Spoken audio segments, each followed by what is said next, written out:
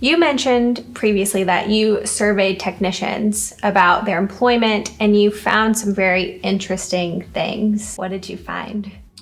Well, the reason we did the survey from the beginning was that, the talk of the industry is there's not enough technicians out there. And all of us in the industry are putting ads out there that we're not getting results. And so when you're not getting a response in a marketing piece, you're not going to keep sending the same marketing piece out. That's insanity, right? The way to find out, why aren't we getting a response? Well, let's find out what they need and want. What we did was we put together a very detailed survey based on the principles that we teach at Victory on how to do surveys. And we surveyed over 150 automotive technicians across the country. And it was just amazing the results that we saw on what technicians actually wanted. And so we think that we're actually addressing the things that the technicians want in our ad, and some of them we were.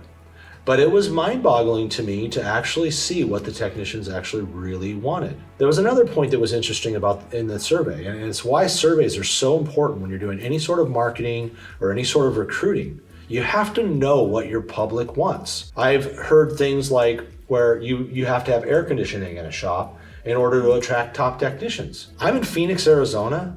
I surveyed over 50 mechanics, and that answer came once. Wow. One person said air conditioning in a shop, and we're in Phoenix, Arizona. We did find that there was some income discrepancies depending on where you're located. And so I found that, the income range for technicians in my area, they wanted to make between, on the low end, it was $60,000, but the average was $60,000 to $80,000. So one of the other things I was really surprised by was how far people were willing to drive today. I mean, in Arizona, we've got a lot of people who move from California. An hour commute is not a big deal. Right.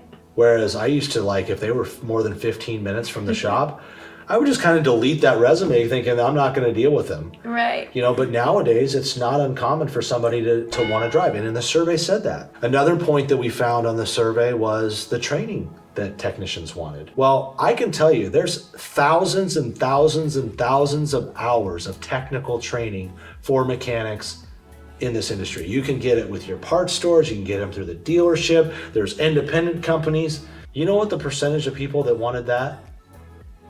Zero.